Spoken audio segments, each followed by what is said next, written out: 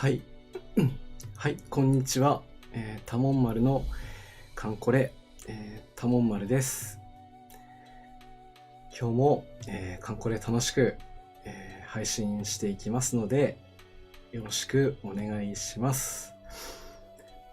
今日は、8周年限定カタリナフェスティバルエネミーインサイト全館戦闘態勢にという任務の方をやっていこうと思いますので、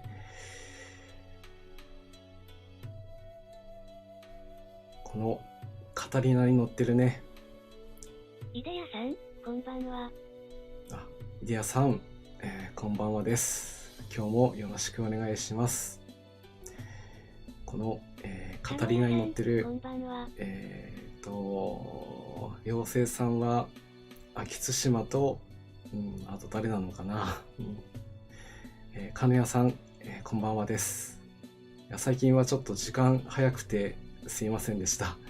今日はこの時間帯で配信になりましたので、よろしくお願いします。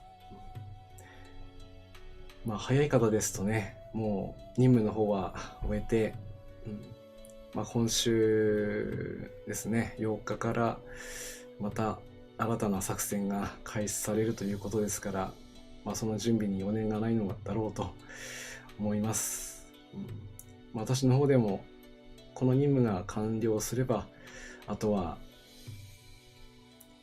次回のね、期間限定作戦に向けて全力で当たっていきたいと思っておりますので、なかなかね、そこら辺の話も途中ちょっと入れていこうかなと思っています。はい。それでは、今日の作戦のね、一応内容からまたおさらいしていきたいと思います。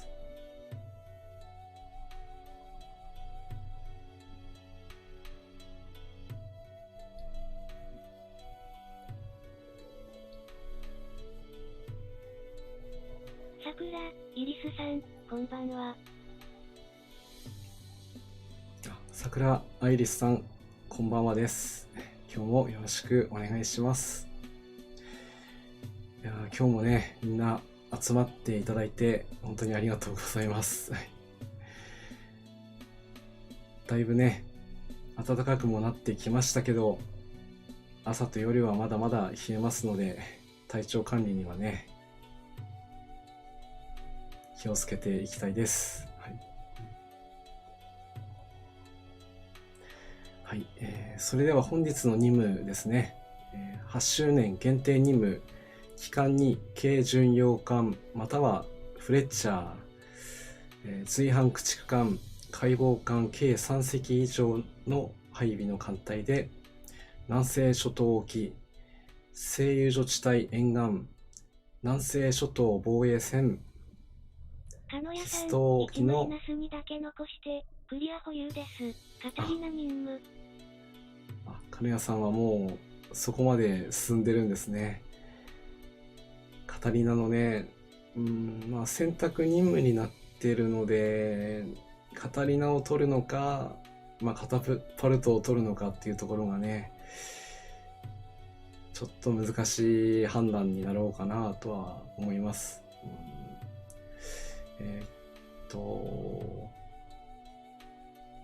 途中でしたね。製油所地帯、沿岸、南西諸島防衛線、キスト沖に反復出撃、敵艦隊の撃破に努めようということで、機関の方が、軽巡洋艦かフレッチャーのね、どちらかを選んで、あとは3隻解剖艦から駆逐艦ね、選んで、自由枠が2隻という感じになるので、自由度はかなり、高いということにはなるんですけど、今日は1-2の南西諸島沖と1-3の製油所地帯沿岸に関しては、こちらはもう攻略しておりますので、残りの1-4南西諸島防衛線、そして、キスト沖のボスをね、こちらを2回ずつ、A 勝利でいいということなので、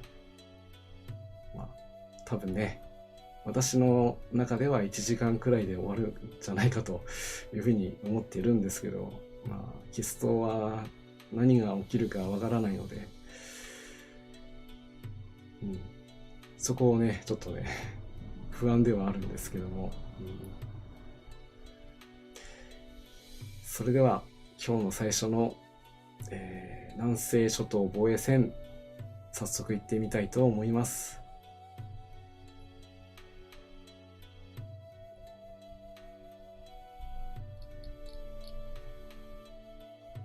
カノヤさん、カタパルトかカタリナかで決めかねてまして、まあ、カタパルトかなとは思うのですが。そうなんですよね。今年に入ってから熊解任に始まって、もうだいぶ新しいね解任の子が続々と増えてる状態で、航空母艦だけ見てもね、やっぱり最新鋭の装備としてはカタパルトが必要になってくるでしょうし、あまりねイベントとかだと配ってくれますけど、普段の任務ではなかなか取ることができない装備なんで、今後新しいカンムス、多分ね、また航空母艦もしくは航空巡洋艦とかね増えてくると、少しでもストックしておきたいなと私もそう思います。そして最初の艦隊はですね、今回はこのような編成になっております。機関の方にはフレッチャーマーク2、ですね、今回の主役ということで機関を務めてもらいます。主砲と対水上対空電弾 SGCF、 そしてね、この後キス島にも行くということなので、こちらの方にはもうすでにね高圧の新型艦を装備しております。また、スロットルの方にはね改良型のタービンも搭載して、速力の方は高速プラスということになっております。フレッチャーはねもう強い子なんでこれ以上説明の必要はないのかなとも思いますけども、こんな感じになっております。そして、航空母艦は、ホーネット、すでに、アイリスさんはカタパルトいただきますね。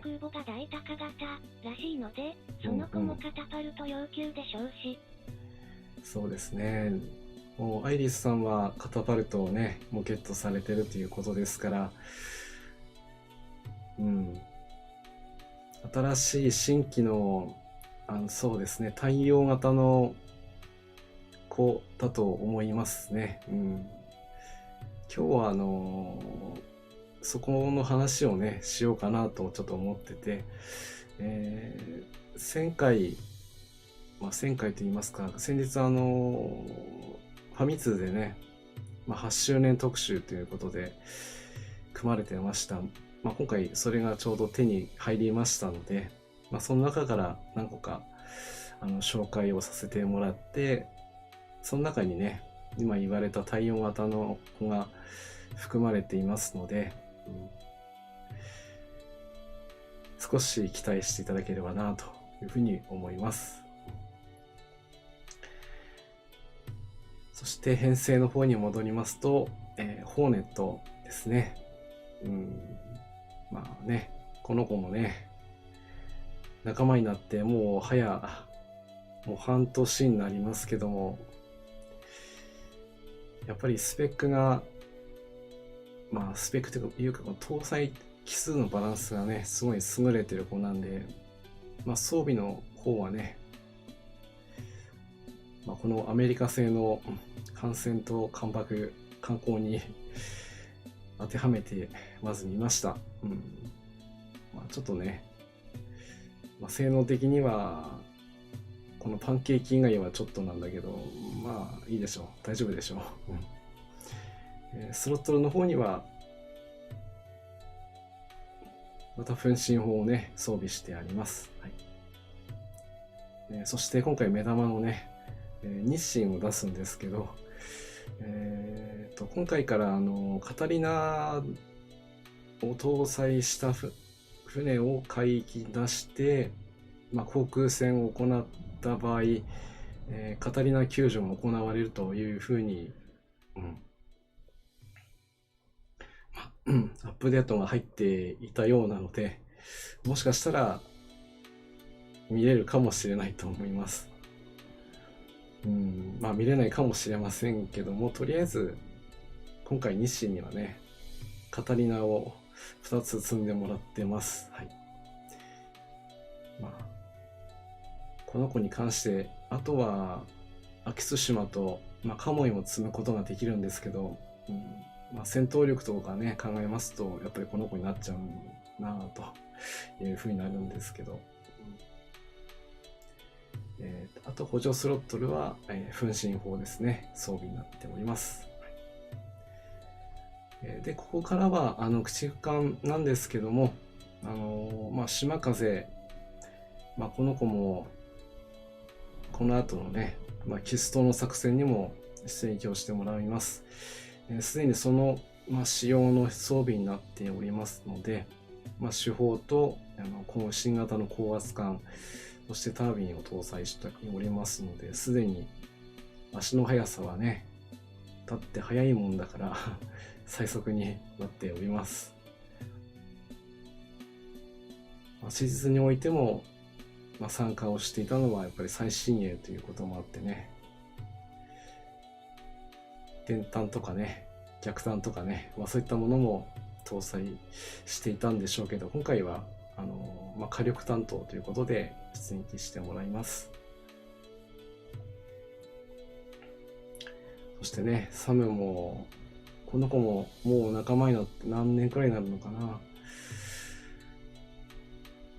ちょうど春の何周年記念のね時に仲間になったきりね、だいぶ経ちますけども、この子だけは駆逐艦ですけど通常低速扱いになっちゃうので、新型の高圧艦を2つ搭載して、タービンを乗せることで、高速プラスを維持できるということなので、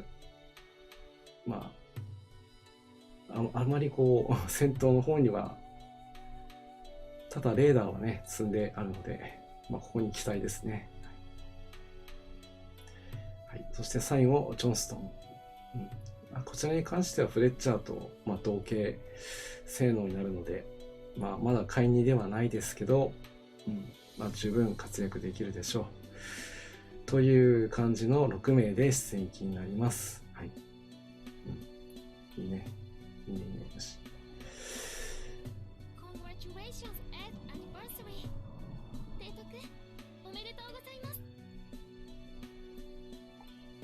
はい、おめでとうございます。8周年、皆さんもね、艦隊コレクション楽しんでいきましょう。では、出撃回帰は1の4、間違わずに選択をしていきます。では、行きましょう。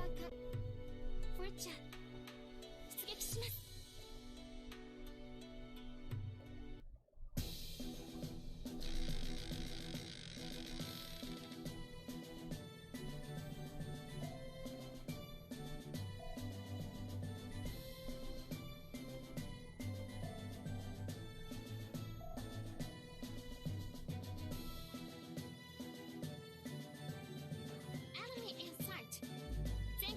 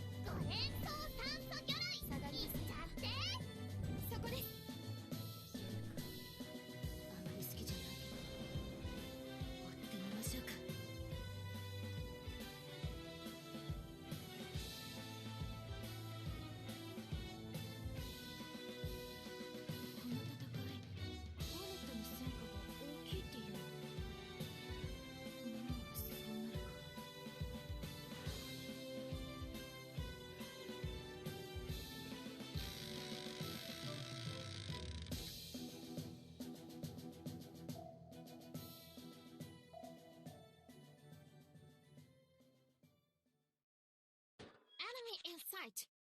全艦戦闘態勢に。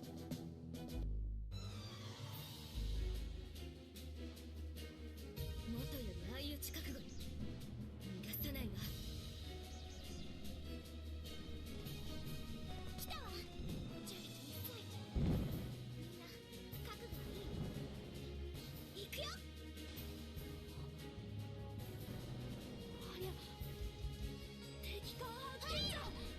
艦隊合戦用意だ。急がんと。兵さんなめないで。少しマシェル痛いですよ。日清工業的対決発艦始め。そこよーけいただきじゃ。行ってみましょうか。攻撃開始。こ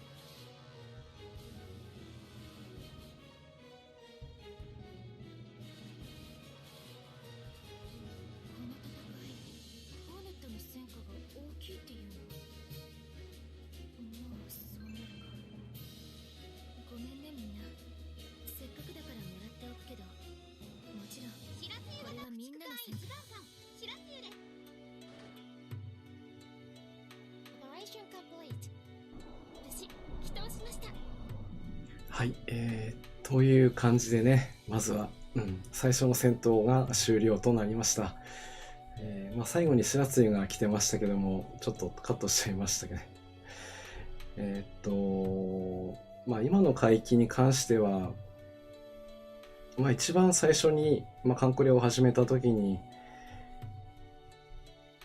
敵艦隊に航空母艦がね、初めて来る海域だということもあって、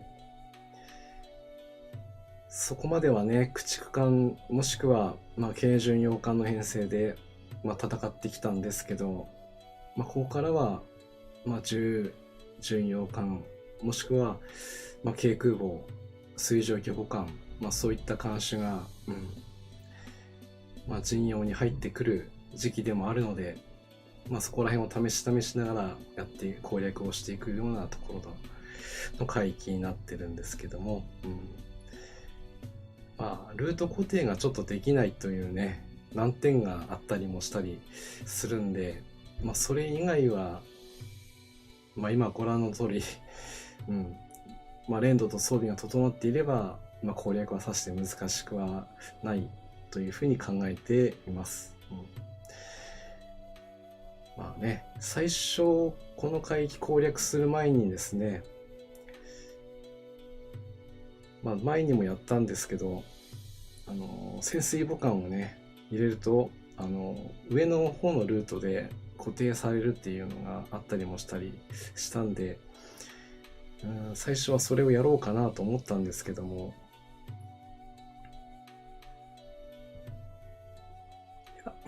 ここはちょっとカタリナも使ってみたいなと思って、日清をね、選んで、今回は出撃しております。ありがとうござい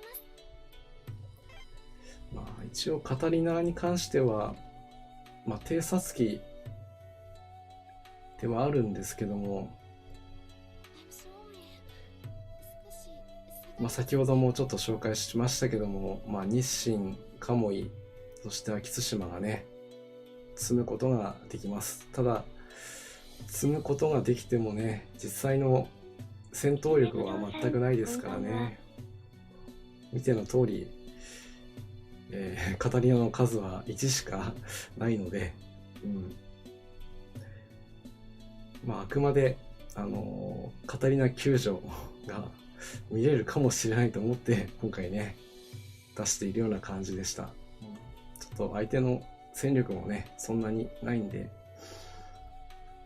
ちょっとお見せはできないのかなと思いましたけど、次の戦闘で少し期待をしたいなという感じです。キツネブドウさん、こんばんはです。今日もよろしくお願いします。今ちょうど1の4の出撃1回目終了になりましたので、続けて2回目の出撃に行ってみたいと思います。了解です。お待ちください。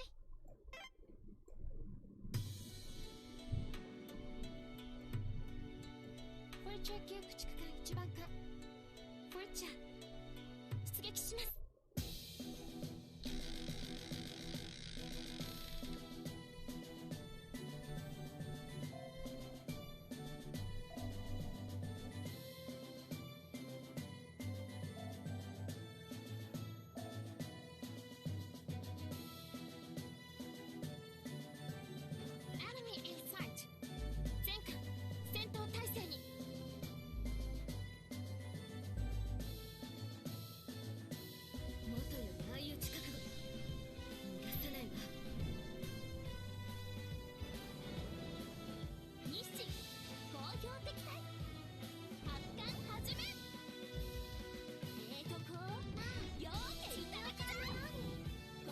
撃開始。オープンファイヤー。まるで戦艦のように頑張ります。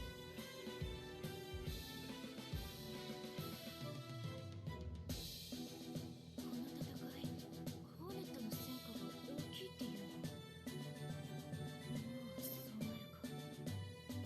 ごめんねみんな。せっかくだからもらっておくけど、もちろんこれはみんなの戦果よ。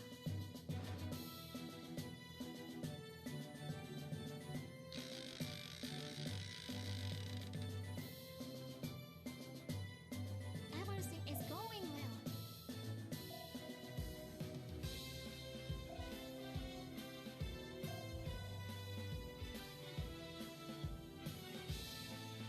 Enemy in sight.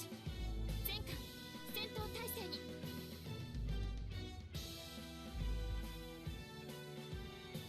元より相打ち覚悟よ。逃がさないわ。日清工業敵対発艦始め。こうようけいただきじゃ。攻撃開始。そこです。日清工業敵対行きなさい。発艦始め。わしようけいただきじゃ。攻撃開始。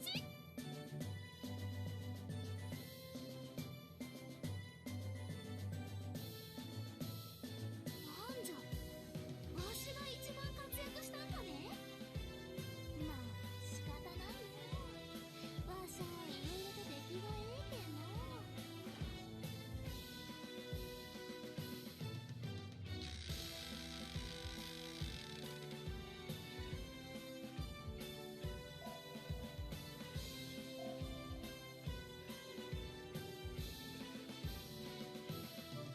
Enemy in sight. 全艦戦闘態勢に。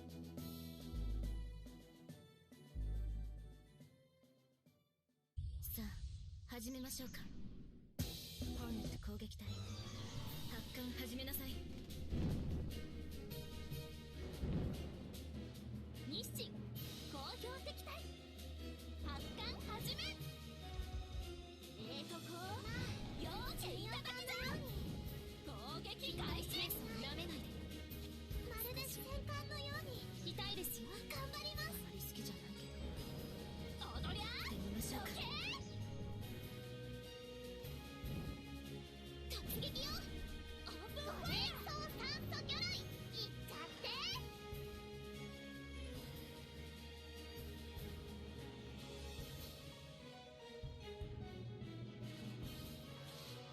この戦い、ホーネットの戦果が大きいっていうの？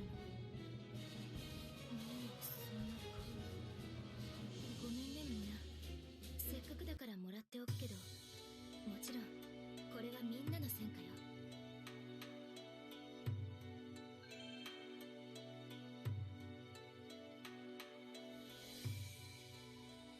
道しおよ。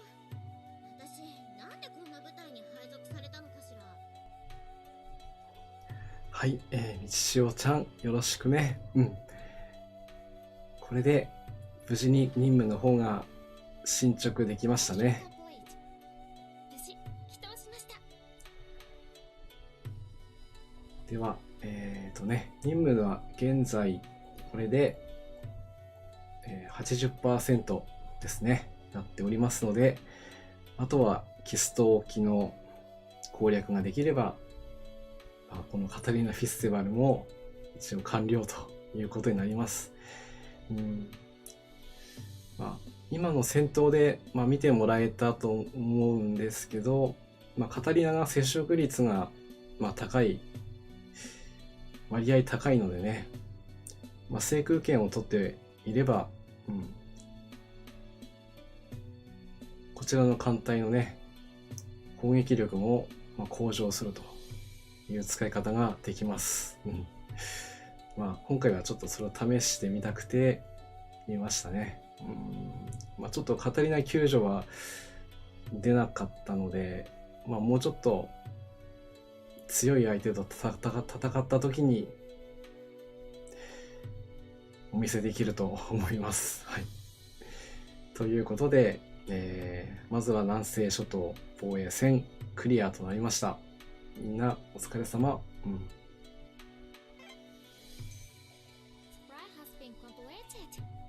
りがとうございま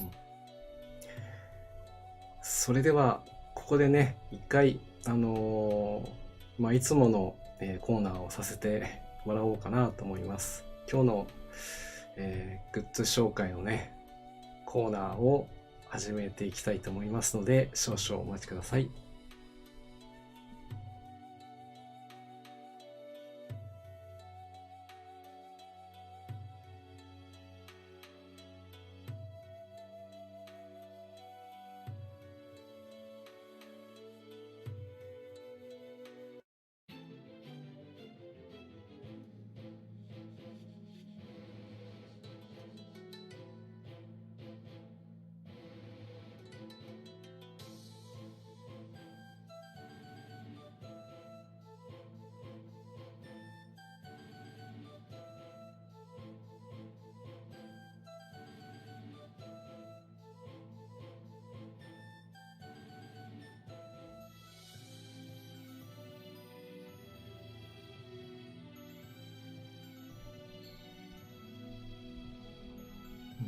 はい、それでは、今日のねグッズの紹介なんですけども、今日、最初にちょっと話が出ました、カタパルト、それで新たな太陽型のね子が来るということはもうほぼ確定なんですけども、それが書いていた、雑誌、週刊ファミ通ですね、こちらの方から今日は紹介をしていきたいと思います。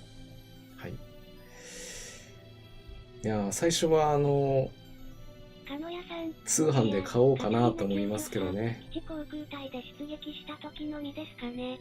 私に所持なので確認しようがないのですが。そうですか。カタリナの救助が基地航空隊で出撃した時の航空隊を救助するということであると、実際今の確認するためには6の4か6の5に出撃をさせないと確認取れないですね。私もちょっと通常の戦闘でできるのかなと思って今日やってみたんですけども、あまり撃墜されなかったこともあって、それが発生しなかったというのもありますね。まだまだちょっと実装されたばかりのものなので、もうちょっと検証が進めば、私も知っている範囲内で紹介していきたいなと思います。それではこの8周年記念のね、探したんですけどなかなか売ってなくてですね、やっぱり通販で買った方が良かったなとちょっと後悔してました。たまたまね一冊残っててゲットできましたけど、結構最近はコンプティークでもね、本屋さん、当日行けば買えてたんですけど、今回はちょっとねいつもの本屋さんに売ってなくて、いやダメかなと思って近くの本屋さんに行ったら、一冊残ってたということでゲットできました。今度からは、通販で買いましょう結果オーライになっちゃったんですけどね。内容に関してはもう大体もう皆さんがね知っていらっしゃる内容がほとんどなので、あえてそこはご説明しませんが、大雑把にご説明しますと、去年の2020年の5月20日からですね、海2艦で実装されたカンムスや、その後にありました2020年6月26日期間限定イベントの侵攻阻止統領防衛強化作戦ですね。こちらで新たに仲間になったカンムスたちの紹介と。それでだいたい2ページかな、使ってますね、これね。そして、その後また新たなね、解任の巻、幼児、合駆逐艦、太陽、および、海影楼型駆逐艦、雪風解任の実装であったり、2020年11月27日、期間限定イベント、前段作戦、護衛せよ、戦乱輸送作戦、欧州編。この間にリアルイベント、パシコフ横浜にて、桜、イリスさん、雑誌系派タイミングを逃すと入手困難になりますね。そうなんですよね。そうなると、ほぼ入手する手段がね、本当にないのでね。確実だと本屋さんの方で予約してますと大体取り置きしてくれるので、今回はちょっと余裕を持ってしまったのが原因ですけど、ゲットできてよかったなというのが感想です。そして2020年12月10日期間限定イベント、講談作戦、護衛せよ、戦団輸送作戦、春風戦団、多号作戦、開始ということでね、この講談作戦には本当にもう、ご説明するまでもなく大変な作戦でしたね。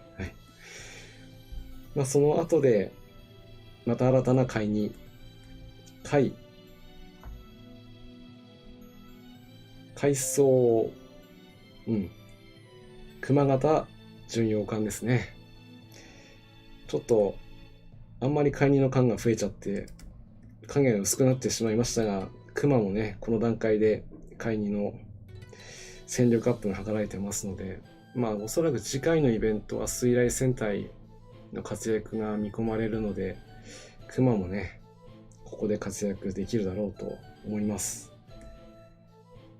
その後ね、また、海阿賀野型最新鋭軽巡洋艦のね、能代海の実装。それに続いて、特に型の綾波型駆逐艦明子の海2がね、ここでまさかの実装ということで、これは完全に予想してなかったようなね、サプライズのような感じでしたので、すごい嬉しかったですね。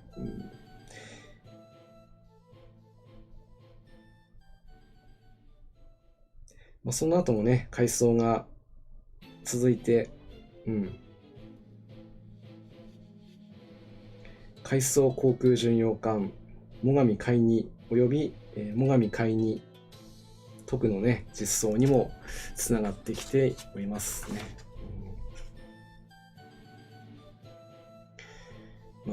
コンバートできるカムスも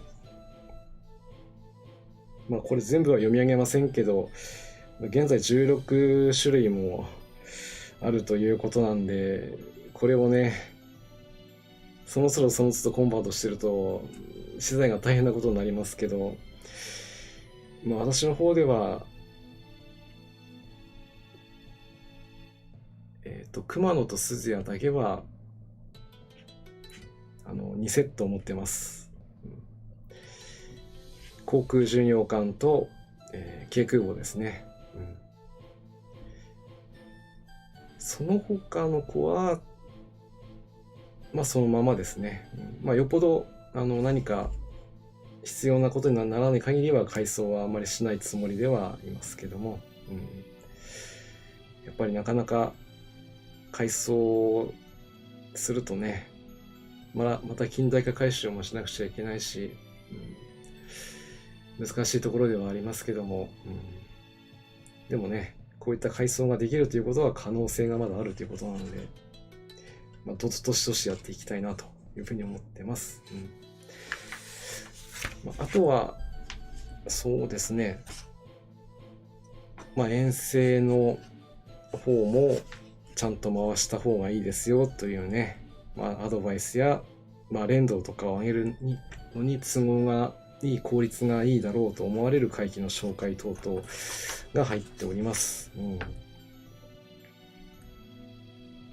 そして今しかね開講できないカンムス、期間限定と言ってますけど、いつまでなのか分かりませんので、ペナント沖では春風、パシー海峡では天霧、またパシー海峡で、サギリ、東部オリオール海ではジョンストン、でまた同じくパシー海峡東部オリオールで、ユーグモ、東部オリオール海では長波、そして天津風、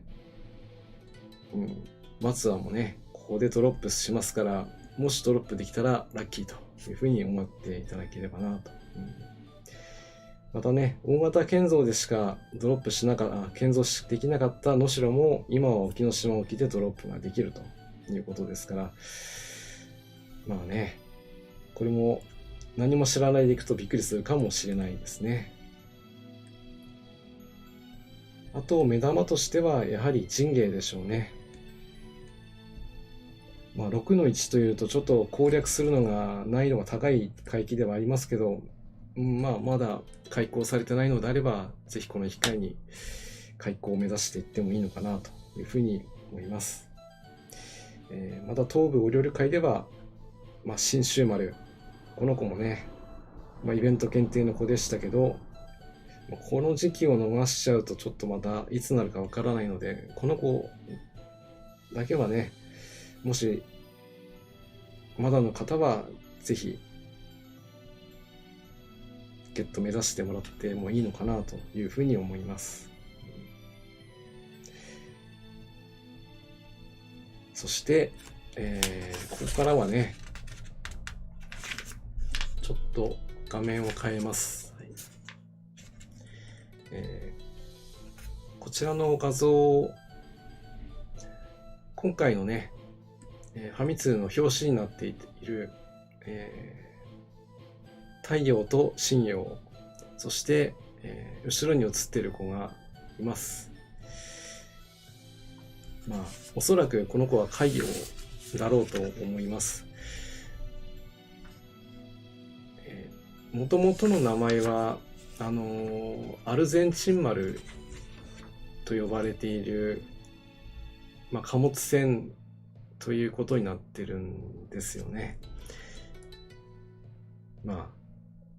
外してたらすいません。多分そうじゃないかなと私的には思っています。なので、金谷さんから、コメントありましたけども、太陽型の子で、今まで実装されたパターンだと、だいたい海2までね、一気に実装されると、最終段階の時にはカタパルトが必要になってくるというふうなパターンがほとんどなので、そうなってくるとやっぱり1個は用意しておきたいなというふうに思いますので、私も今日の任務ではカタリナを1つとカタパルトを1つ、鹿野屋さんもしくは沖高、運用、海高のいずれかでしょうね。そうですね。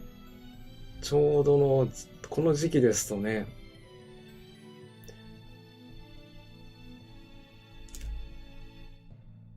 外れてても体制に影響はないんですけども、多分そうじゃないのかなというふうには思います。まだ情報があんまりね出てないので、想像を膨らませていくのもいいのかなというふうに思いますね。はい、そして続いて、ちょっとここはね画像というかちょっと文章になっちゃうんですけど、インタビューですね。いつも載せてるインタビューで、最初の方はもうね、今回8周年とは言っても実際はもう 10年やってるよということをちょっと研究してますけども、やっぱりねサービスの始まる2年前から準備をしていたということをまずね、挙げています。それで大体、今の、サービスを開始してから、大体やりたいことはやってきたなということを、そして私たちも、それをすることで、いろんな知らなかったことをね、覚えることができて、万々歳と、そういったことを、真ん中あたりまでね、書かれているという感じになってます。そしてゲームの方に移ると、いよいよ、今週、期間限定イベントが開始されるということなので、そこの情報をちらっと載せています。もうすでにルンガ沖回線は、組み込まれるというのは、ツイッター等で案内があったので、これは分かってたんですけども、きつねぶどうさん、あれ雑誌の中を写すのはあまり良くないのでは。きつねぶどうさん、私の中を写すのはあんまり良くないのでは。そうですね。ということで、ここで一回、やめときます。そうですね。最後に写す、これはセーフでしょう。公式コミックス、海色のアルトサックス、これも、絶賛連載中です。はい。そして先ほどちょっとね、途中になっちゃったんですけども、前段作戦のスタート地点は台湾方面からフィリピン、そしてレイテ方面へと展開する第31戦隊の活躍を描きますというふうに書かれております。ここも、ちょっと私もね、調べてみましたけど、これは、この戦隊に関しては、通常水雷戦隊っていうふうに命名されるんですけど、それを戦隊として命名してたのは、駆逐艦だけではない、解剖艦や水雷艇とかね、いろんな艦艇を編成して、さらには航空母艦もね、織り交ぜているということもあって、呼び名の方が戦隊というふうになっていたようです。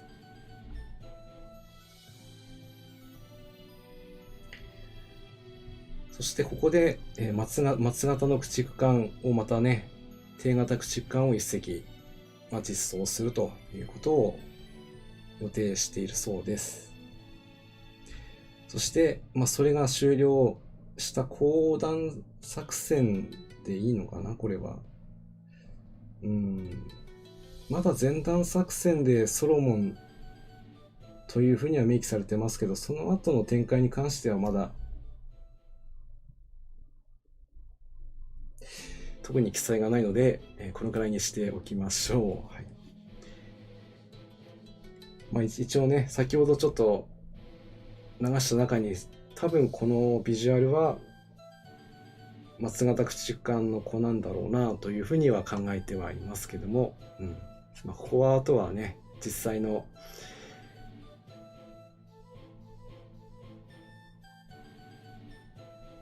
ところで、確認をしていければなというふうに思います。はい。ということで今日はファミ通のね、特集の方を紹介させていただきました。はい。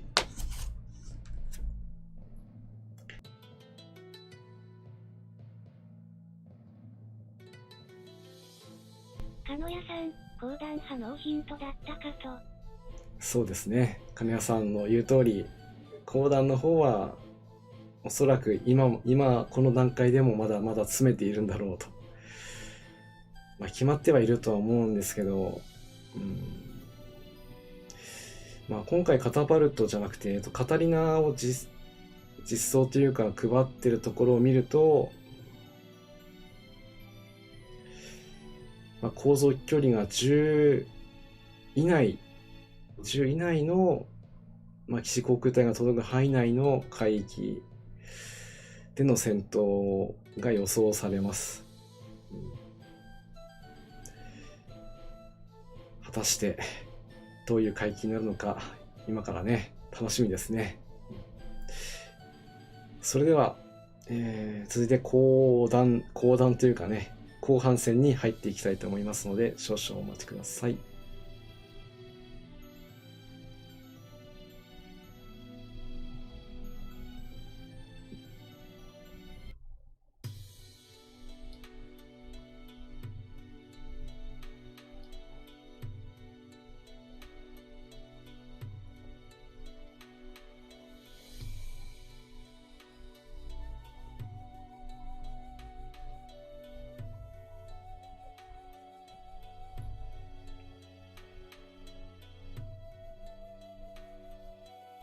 フォルチャー級駆逐艦一番艦フォルチャー出撃します。はい、それではここからはキス島沖第二警戒隊、そして、収容駆逐隊を合わせた、駆逐艦6隻での出撃になります。装備の方は、フレッチャー、主砲電炭、新型高温高圧艦と、改良艦本式タービンの装備で、高速プラスおよび、対空対水上専用となっています。鹿野屋さん、最近配った陸港の行動半径が短いのと、カタリナ任務が関連してるのかな、と思ってます。そうですね。まあ、飛竜もそうですし、あちらの、科学の国のね、陸港も射程、航続距離が4しかないので、まあ、カタリナの特性として、まあ、航続距離を、まあ、3つ伸ばすことはできるんですけど、でもカタリナ自身の航続距離が10しかないですから、まあ、陸港の距離はね、もう8から9、そしてエグサ隊の場合は7でしたかね。そういった陸港の場合だとそこまでね伸ばすことができないですから、やっぱり航続距離の短い陸港の、まあ、補助にするための措置なのかなと。まあそれとも陸港ではなくてもう攻撃機ですね、艦上攻撃機か艦上爆撃機、まあ、これらはだいたい航続距離が、まあ、4、5、6とかね、まあ、そのくらいしかないんで、どうしても陸港の戦力が揃ってない場合は、まあ、その陸港隊ではなくて艦上爆撃機とかね、攻撃機を飛ばしていかないといけない場合もあったりしますしね。新規の人だと錦大帝持ってないでしょうから。そうですね、新規の方で錦大帝を取るのはね。こんばんは。山ちゃん1233ってお読みしていいのかな。まあ、これ棒読みちゃんだからそういう風になってるのかな。こんばんはです。多聞丸のカンコレ、多聞丸です。今日はゆっくり見ていってください。よろしくお願いします。新規のこの場合だとやっぱり錦大帝は大帝ちゃんなんで、秋津島が持ってこないとねゲットできないから、一応ドロップはするんでしたよね、確かね、秋津島。でも確率的には相当低いですから、なんともここは言えない。なので、まあ、その措置でカタリナを配っているんだろうというふうに思いたいです。はい、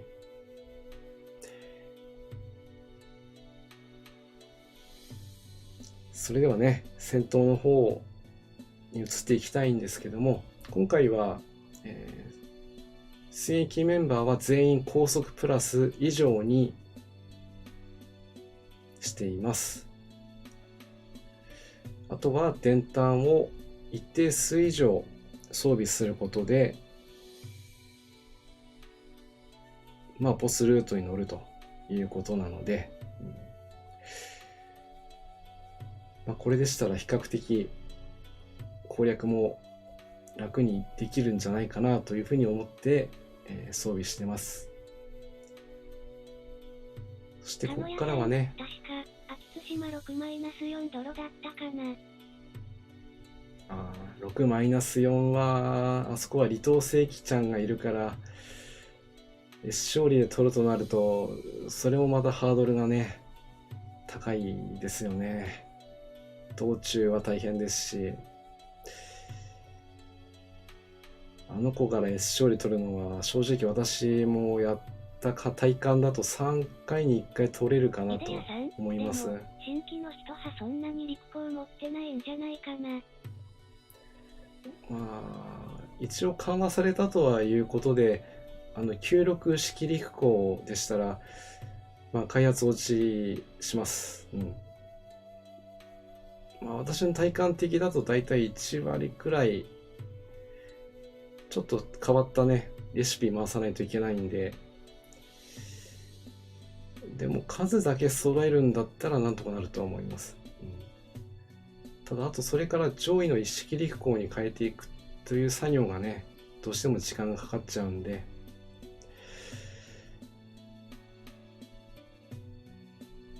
また新たに、陸港のね、配ってくれる任務来るといいと思います。そして出席メンバーに関しては、夕雲型の夕雲一番艦、そして、秋雲、影色型なんだけど夕雲型の秋雲さんですね。そして最後に先ほどから続投になります島風、以上6名での出撃になります。それでは早速行ってみましょう。このネットですか？はい、いろいろと役に立つんです。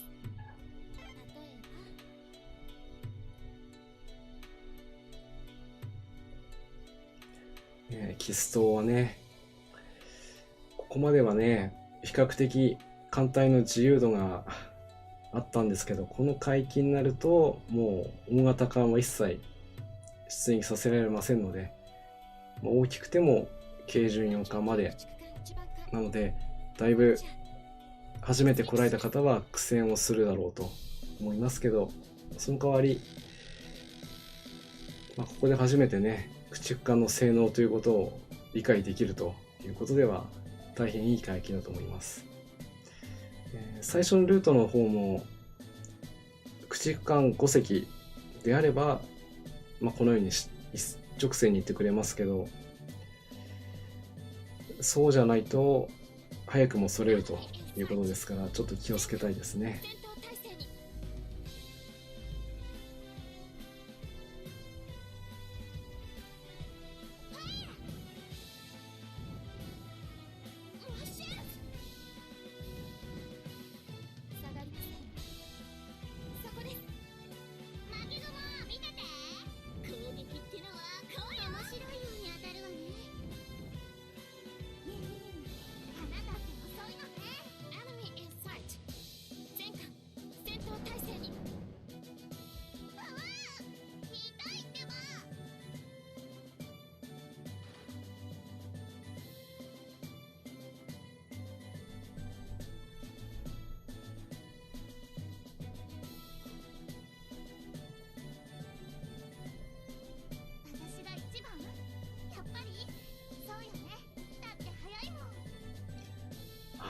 やっぱりね、速さだけでは回避できなかった。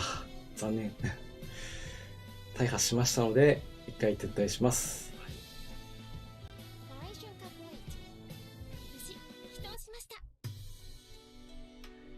いやー、1戦目からね、撤退ということで。まあ大体、私の体感では、最初のこういう回帰だと、最初からこう、撤退するっていう場面がね、結構多いんですよね。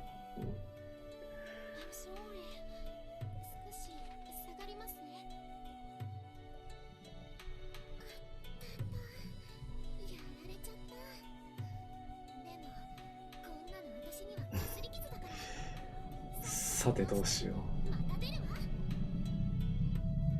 ちょっとね、連続なもんですから、疲労をちょっと抜かないと出撃させるわけにはいかないので、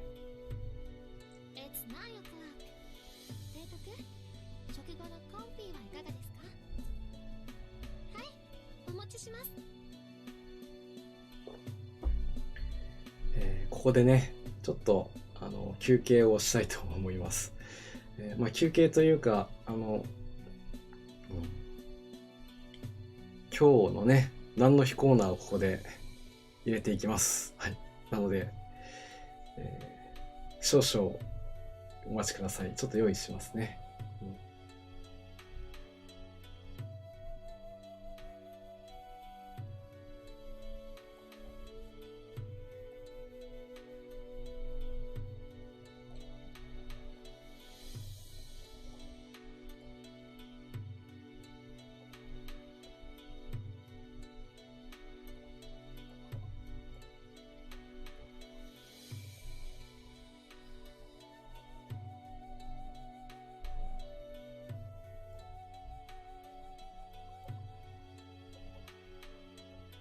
きつねぶどうさん、パチパチパチ。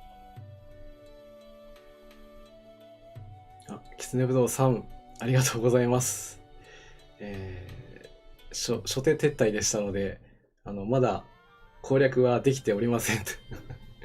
なので、ちょっとね、裏で今、疲労抜きしてますので、その間、いつものね、コーナーをやらせてもらいたいと思います。本日は5月5日ということで、今日の、紹介をするのはですね、はい、こちら、端午の節句、5月5日、まあ年中行事ということでね、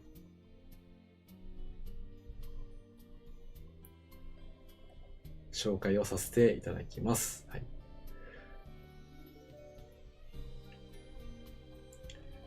端午の節句は、勝負の節句とも呼ばれる日本のね、古来から、まあ、男の子の健やかな成長を願う行事として行われてきました。まあ、鯉のぼりもね、その最たるものですね。端午はね、本来月の最初の馬の日を意味しまして、馬は5と読みます。5に通じることから5を意味し、5が重なる5月5日は端午の節句と呼ぶようになりました。5月人形とも呼ばれる、武者人形や、甲冑を飾り、外には鯉のぼりや旗を立て、柏餅やちまきを食べ、まあ、醤油部に入って男の子のね、成長をまあ、祝うお祭りですね。まあ、私も昔はというか、まあ、記憶が確かであれば、結構この時期は鯉のぼり、周りでね、よく上げているのを見ていたものですが、最近あまり意識してないのか、あまり見なくなったなというふうに思います。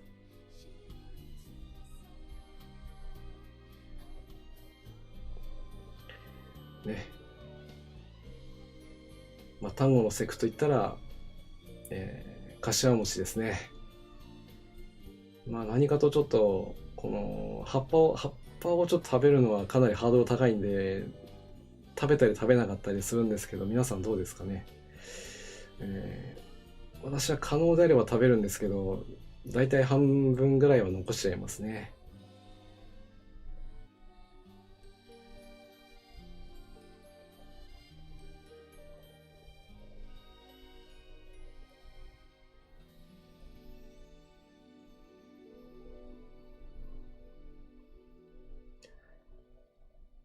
そして、端午の節句、桃の節句はもともと男女の区別がね、なく行われていたんですけども、江戸時代になってから端午の節句は勝負の節句と言われることから、武道やね、武勇を重んじる勝負にかけて男の子の節句とされるようになったそうです。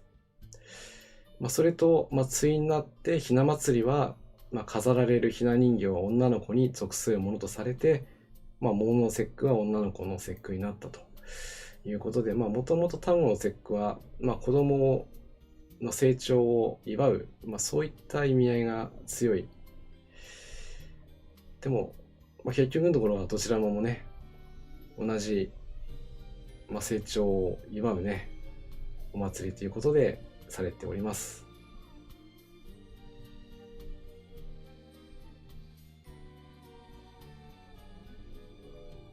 そして、この日を中心にね、鯉のぼりが飾られ、東京タワーではね、高さ333メートルにちなんで、子供の頃歯残してましたが、今歯普通に食べてますね。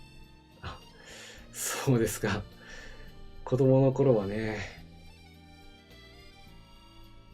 やっぱり味がよくわからないんですよね。やっぱり餅の方が美味しいっていうか、そちらばっかり食べちゃって、それに葉っぱが自体がちょっと苦いのかな、苦味が強いですから、ちょっと食べづらいんだろうと思います。そして、こちらは東京タワーでは高さ333メートルにちなんで333匹の鯉のぼりが飾られるイベントが開催されるということなようですが、私地方民なのでちょっとこのイベントわからないんですけど、もしかしたらお近くでそんな催し物をご覧になっている方もいらっしゃるのかなというふうに思います。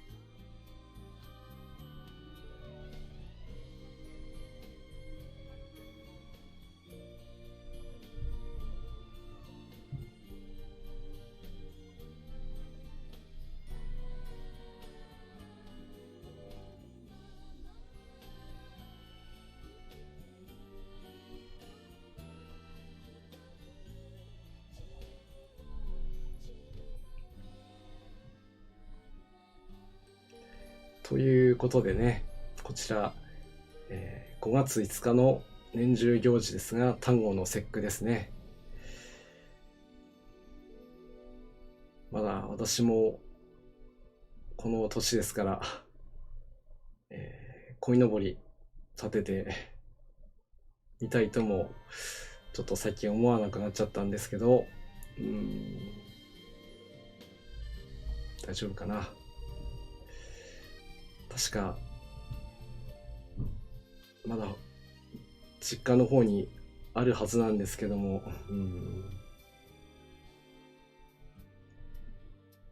もし立てることができたら、写真にアップしたいと思います。はい。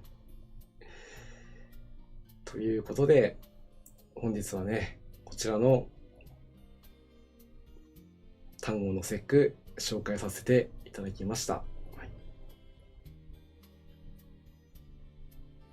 それでは、まだ任務完了してないので、キスト沖のね、任務の方にまた戻っていきたいと思います。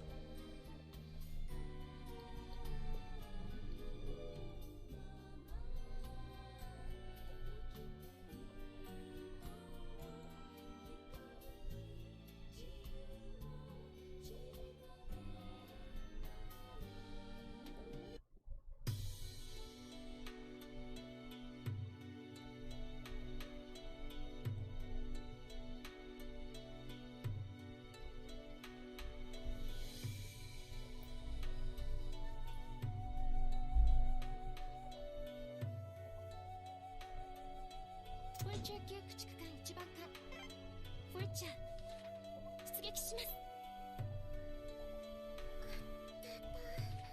やられちゃった。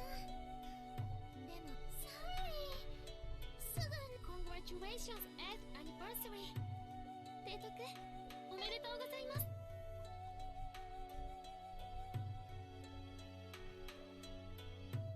はい、それではテイク2行ってみたいと思います。はい。駆逐艦一番艦フォルチャー出撃します。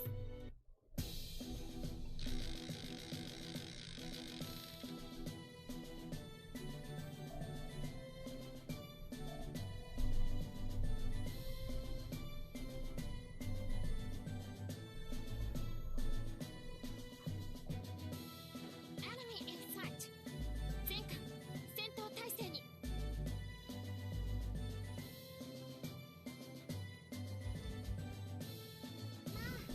巡洋艦のように負け雲を見てて。攻撃ってのはこうよ。頑張ります。下がりませんよ。そこです。五連装酸素魚雷敵艦だってほう第二戦兵装なめないで。少し前艦痛いですよ。開始痛いってば。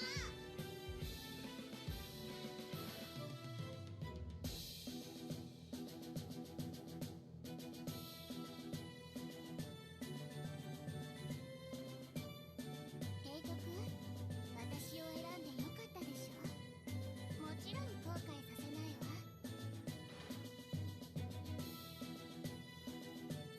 オペレーションコンプリート。無事、起動しました。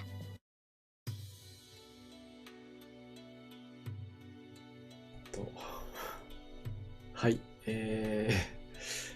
2回目も撤退ということになってしまいましたね。さすがキスと侮りがたし、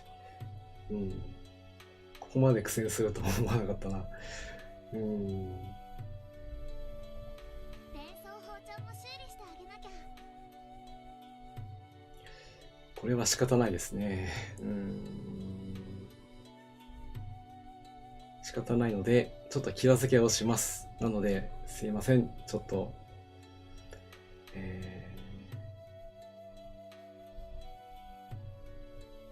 お時間をください。はいですね。ここはどうしようかな。島風がちょっと狙われてるから、やっぱりちょっと単管の気付けをねしていきたいと思います。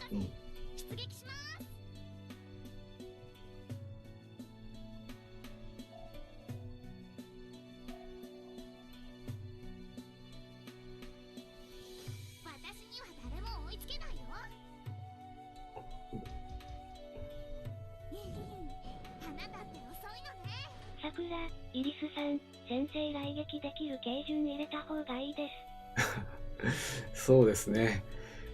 先制来撃できる形順を入れた方がね、ちょうど開始の来撃をねもらっちゃってますからね。まあフレッチャー機関で攻略をしたいと思ってたけど、まあ軽巡洋艦を機関にするのもまあ許されますからね。よし、では軽巡洋艦を入れたいと思います。先制来撃ができるということなので、採用される子はどうしようかな。クマをね出していきたいと思います。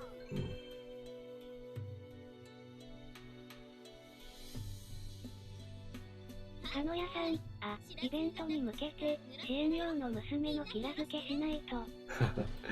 そうですね。キラ付けもねどうしても時間がかかる作業なので、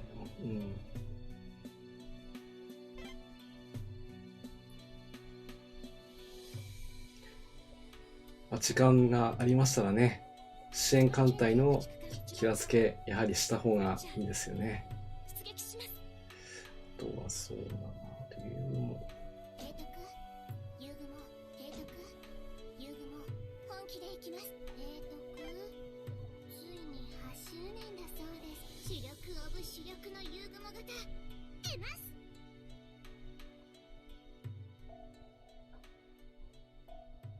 そうですね。そして、主力オブ主力のユーグモ型も、おそらくまた新たな仲間がね、実装されるんじゃないかと、勝手に思っております。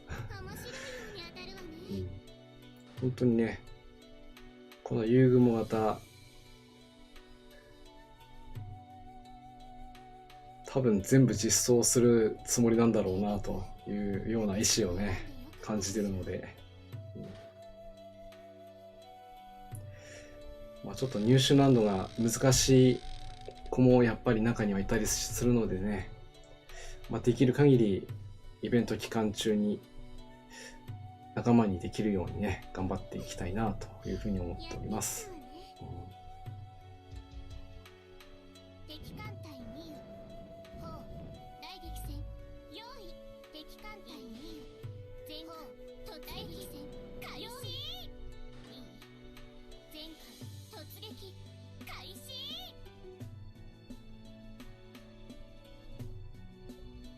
提督私を選んでよかったでしょ。もちろん後悔させないわ。ずっと甘えさせてあげる。さっきから村雨さんが連続ですね。よろしくね。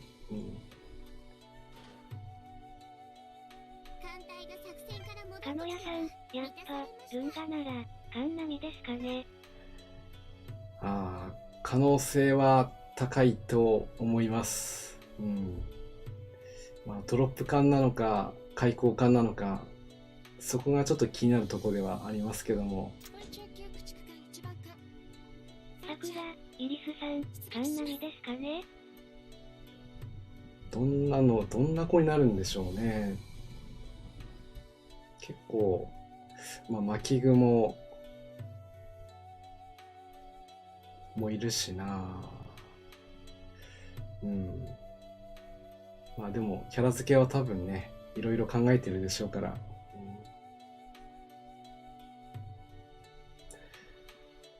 さて、この中から誰を、変えたらいいものやら。もうここまで来たら島風は絶対に外さないということで、位置もここにしておいて、期間だからごめんなさい。秋雲ちょっと一回下げます。はい、秋雲を下げて、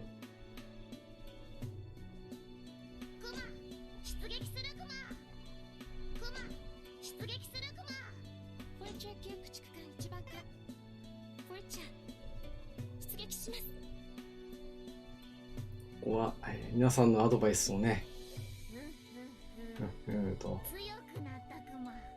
この強くなったクマの先制乱撃で道を切り開いてもらいましょ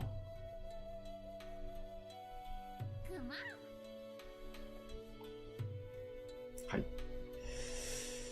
それでは改めてテイク3、テイク3ですね。行ってみましょう。今度はいけるかな。クマを選ぶとはいい選択クマ。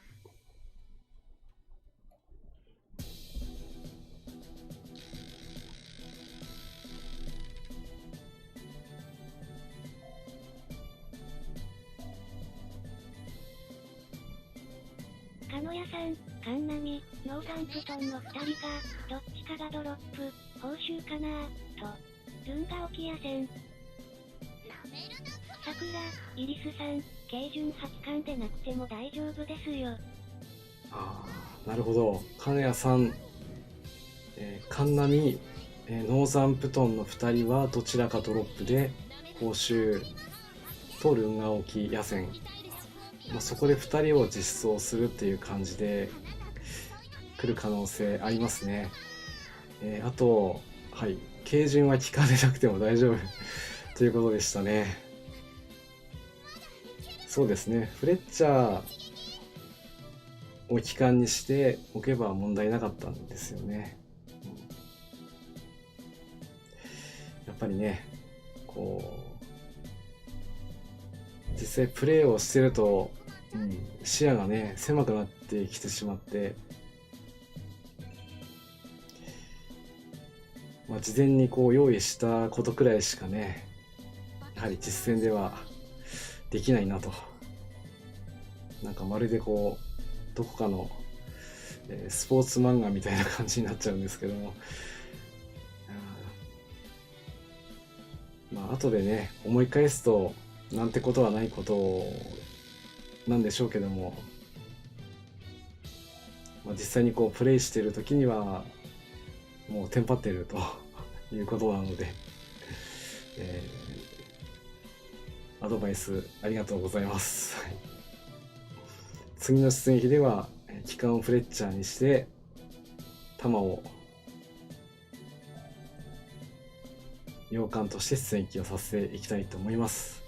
ということで、なんとかねボスマスまで来ましたので、まあ A 勝利でいいでしょうけど S 勝利取りに行きましょう。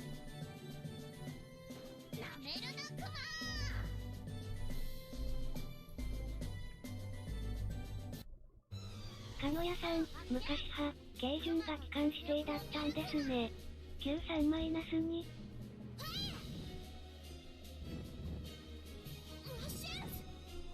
あ、そうですね。昔は軽順を機関にすれば、まあもともと初めの時は軽順洋館さえも入れることができなかったんですね。後で入れるようになれて、まあそうなったんですけども、まあ2期になってからはもう完全にそういうものは取っ払われて、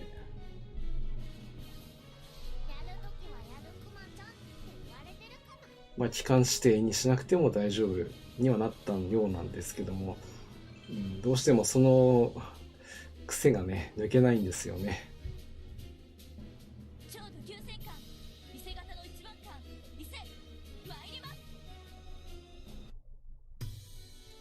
はい、そして伊勢さんが来てくれました。ありがとう。これでなんとかね、ようやく一勝することができましたね。ちょっとサムがね、いらっしゃいましたね。初めの時は、まあ口俯瞰でしかね、攻略ができない、まあそういう海域だったこともあって、難易度がね、とても高かった。だいたい連度的には、まあ、50から60くらいまで、まあ、貝の子であれば、それでも、まああんまり使いたくはないんですけど、ダメコン戦法もね乗せてやらないとちょっとボスに到達するのが非常に難しかったんですよね。というのも最初のマスで戦艦がね出てきちゃうんで、そうなると二巡戦闘になってしまうんで、なお大変でしたね。鹿野屋さん、キスカモチーフなのにあぶくま入れられん、なんでやっていう昔のコメント見たことあります。その通りですね。本当にもう完全に口俯瞰縛りのね海域になってるんで、まあ口俯瞰をこうメインで扱っている提督であれば、まあ、願ったりの海域だとは思うんですけどね。3-2は途中から史実に近づけたんですね。そうですね。山ちゃんさんとお呼びしますね。3-2は後からね、まあ、緩和をされたといったところがあります。まあ今でこそさらにね、まあ艦隊の、装備によって、戦闘回数も少なくボスの方に到達することも可能にはなったんですけど、まあ見ての通り初手でね撤退をするなんていうのもザラの海域ですから、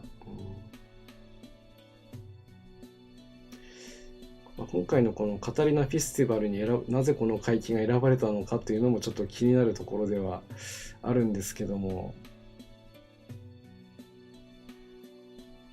やはり水雷戦隊をちゃんと鍛えてくださいねという運営さんからのメッセージなのかなというふうにも考えられますね。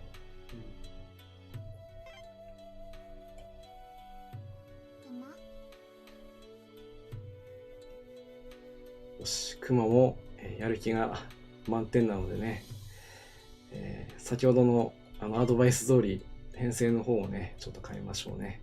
フレッチャーを帰還、そしてクマは一番最後に置きます。はい。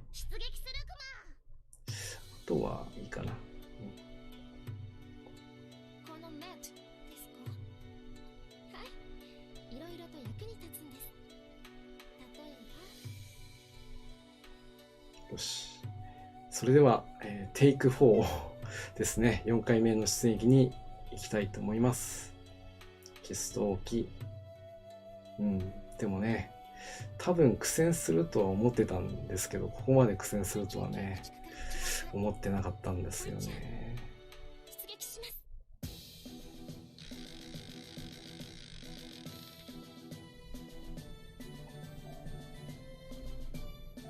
す。さあ、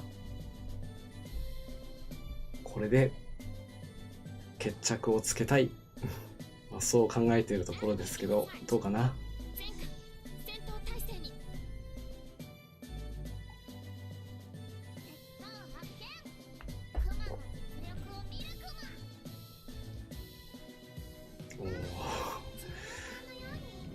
戦闘形態が T 字不利なのはね、まあ先ほどまではね敵艦がここ単獣陣で組まれてましたから危ないなとは思ってたんですけど、複獣陣ならだいたい3割くらいは火力が落ちますから大丈夫ですね。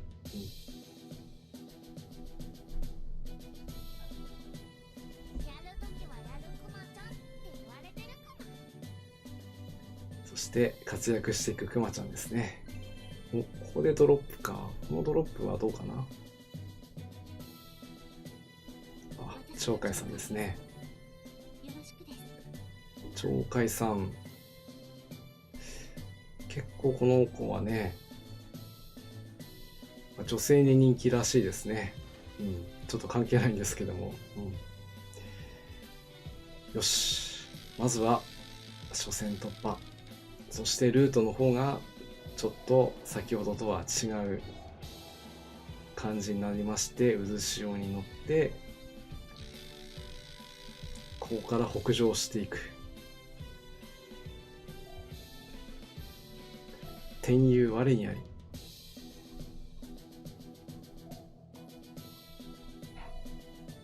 それではボス戦いきたいと思います。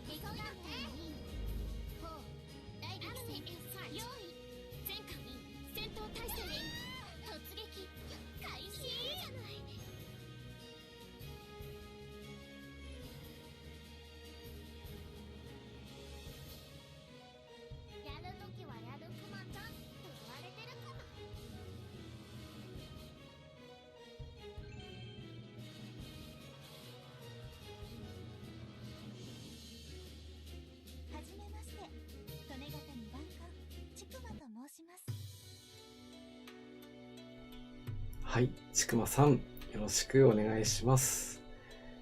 いやー、これはだいぶ苦戦をしてしまいましたが、無事に攻略できました。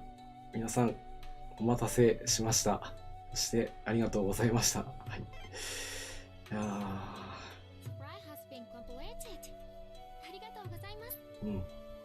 みんなね、Congratulations at anniversary。提督、おめでとうございます。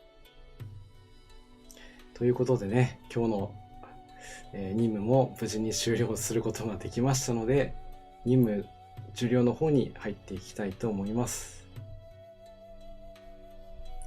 ちゃんと OK だよね。OK だよね。はい。はい。8周年限定カタリナフェスティバルきつねぶどうさん、ですね。おめでとうございます。ありがとうございます。はい。ここで、選ぶね、報酬ね。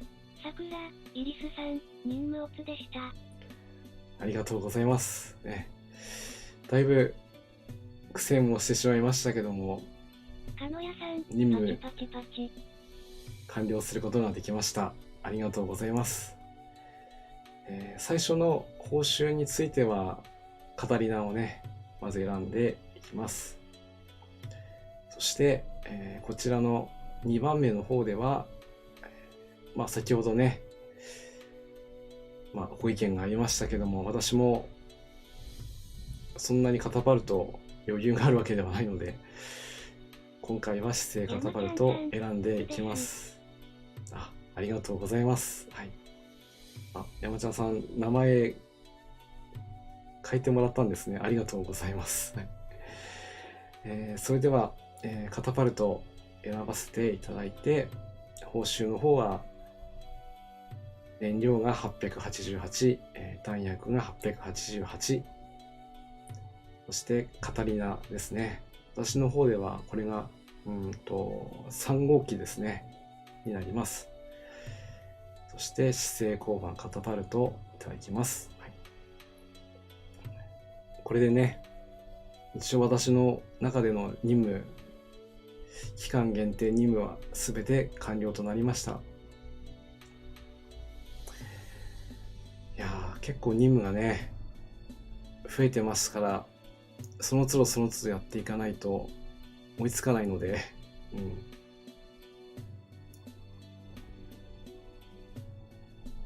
その都度その都度ね出てきたら、こうやって配信内で攻略をしていくようなスタイルが最近の流れになっております。ということで、今日もね最後までご視聴いただきましてありがとうございます。本日は、8周年限定カタリナフェスティバルをね配信させていただきました。結構苦戦するなぁとは思ったんですけど、思いのほか苦戦をしてしまったので、これもイベントまでにもうちょっとね駆逐艦のレベル上げていきたいなというふうに考えております。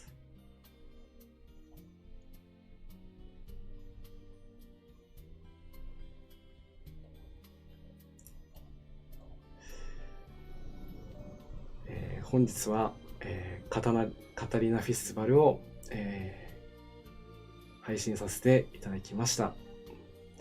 次回に関しましてはおそらくイベントの方を配信していくというふうな流れになろうかと思います。それまで、しばらくのお別れとなります。また次回もねカンコレ楽しんでいきましょう。そして、最後の方になるといつもお願いをしております。かのやさん、お疲れ様でした。少しでもいいなと、思いましたら高評価の方をね押していただいて、チャンネル登録の方も、ぜひよろしくお願いいたします。それでは、これで失礼いたしたいと思います。皆さんお疲れ様でした。お疲れ様でした。イデヤさん、お疲れ様でした。イベント頑張りましょう。そうですね。イベントを頑張りましょう。さん、配信お疲れ様でした。空母級さん、皆さん、お疲れ様でした。繰り返し。空母級さんも、お疲れ様でした。また次回、いよいよイベント頑張っていきたいと思いますので、お疲れ様でした。山ちゃんさんも今日ね初めて来ていただいたと思います。こんな感じでやってますので、またよければ次回も見に来てください。それでは失礼いたします。じゃあね。